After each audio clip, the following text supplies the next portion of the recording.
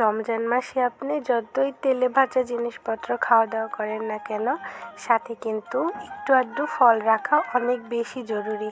কারণ সারাদিন না খাওয়ার পরে শরীর কিন্তু অনেকটা বেশি ক্লান্ত হয়ে যায়।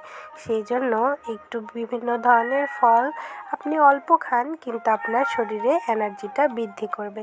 সাথীর রান্নাঘরে আপনাদের সবাইকে আমন্ত্রণ। আসসালামু আলাইকুম। আপনারা সবাই কেমন আছেন? আমি আলহামদুলিল্লাহ ভালো আছি। Welcome my new video. তো এই যে বাবুর আব্বু নিয়ে এসেছে টুকিটাকি ফলগুলো, আমি সুন্দর করে বের করে নিচ্ছি। আসলে রমজান মাস কিন্তু রহমতের মাস। এ মাসে আপনি অল্প কিছু খান, কিন্তু সেটা আপনার শরীরকে অনেক বেশি সুস্থ এবং সতেজ রাখে। তো এগুলো কিন্তু কাটার আগে অবশ্যই সুন্দর পানি দিয়ে একটু ভিজিয়ে রাখবেন, তারপরে কেটে নেবেন। আমি যেটা করি সেটাই বলতেছি আর কি, কারণ বাইরে থেকে এগুলো আসে। তো একটু পানিতে ভিজিয়ে রাখলে শরীরের বিভিন্ন জীবাণু বা ধুলো ময়লাগুলো সুন্দর মতো পরিষ্কার হয়ে যায়। তারপরে সুন্দর মতো কেটে নিলেই খাওয়া হয়ে যাবে। তো আমার ভিডিওটা আপনাদের কেমন লাগে?